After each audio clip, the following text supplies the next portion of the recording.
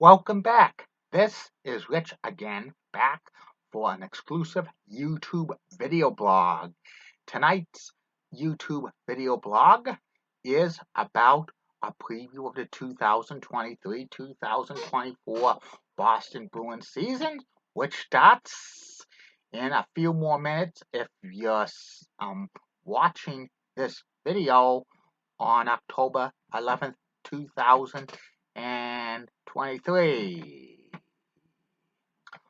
against the Chicago Blackhawks, live on TNT exclusively, no Nesson. And if you're not,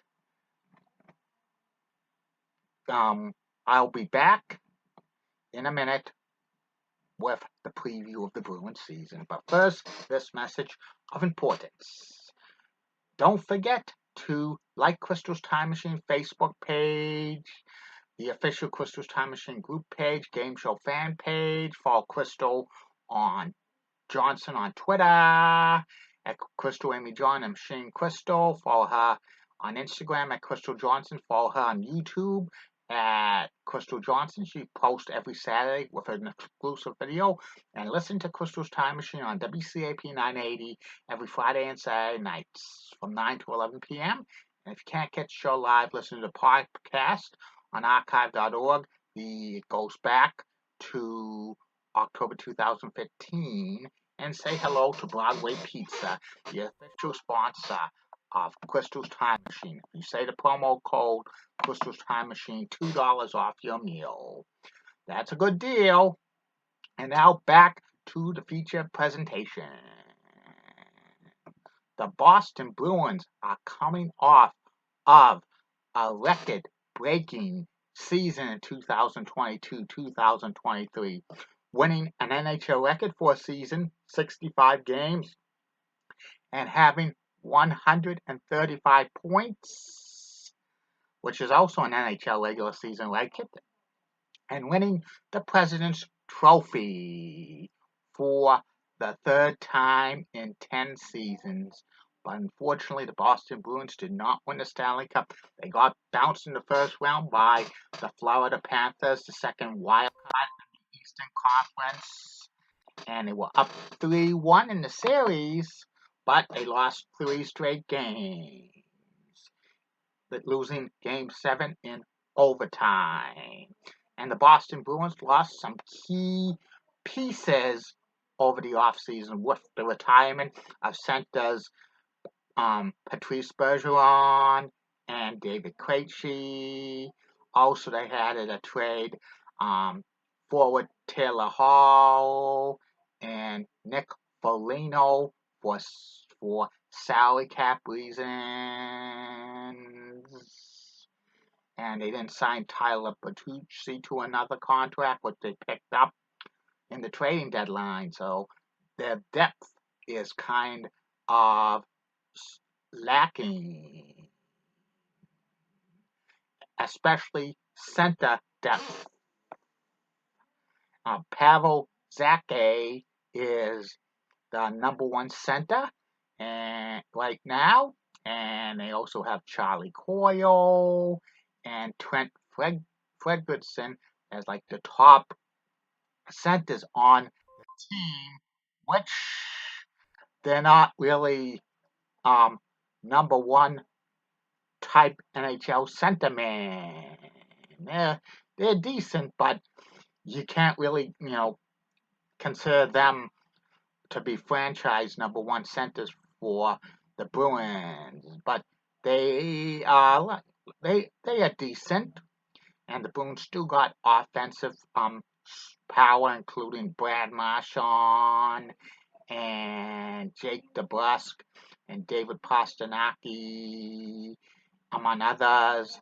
They brought back Milan Lucic for toughness and leadership, but he's on the 4th line. So the Bruins might have trouble scoring a lot this season after Pastrnak and DeBrusk and a few others. So goals might be tough to come by for the 3rd or 4th line players. But the Boston Bruins defense is pretty good, anchored by Charlie McAvoy and Brandon Carlo and Lindor, Highness Lindor and Matt Grislick and also Kevin Shack, who's going to be a back like the third line defenseman, but he he probably knows his role now. He's on the backside of his career, and he's not going to play too many minutes. The Bruins' defense is rock solid, in my humble opinion. They probably have one of the best defensive cores in the Eastern Conference. It seems like many Eastern Conference teams this year have have the bulk. They focus more on the offense than the defense, which is not really good at all. You have to have a balance of offense and defense in the National Hockey League to be a serious Stanley Cup winning team. And the Bruins goaltending, Linus Allmark and Jeremy Swayman are the best NHL goaltending duo right now. Allmark's coming off of a Vezina Trophy winning season. And there was rumors going around that they were looking to trade Allmark this offseason, but they could not find any takers. I don't think Allmark's going to have uh, a Vezina caliber season this year, but you never know. I expect Allmark and Swayman to split their goaltending duties maybe 60-40. And the Bruins head coach is Jim Montgomery, who won Coach of the Year last year. And the Bruins season, in my humble opinion, I think the Bruins are not going to reach 65 wins or 135 points, but they'll probably contend for one of the wild card spots in the Eastern Conference because the Atlantic Division is very competitive. You got heavyweights like the Toronto Maple Leafs and the Florida Panthers and also the Tampa Bay Lightning, even though they've been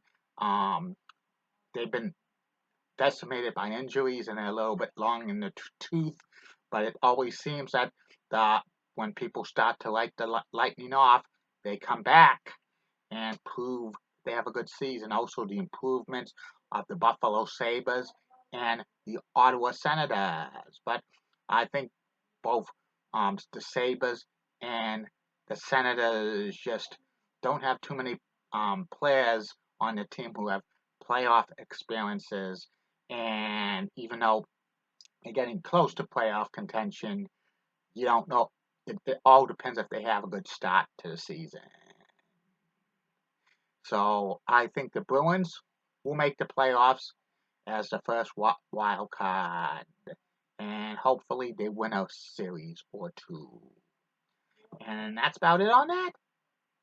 I'll be back later for an exclusive YouTube video blog sometime. So, thank you for all your support. Leave a comment in the section. Bye now.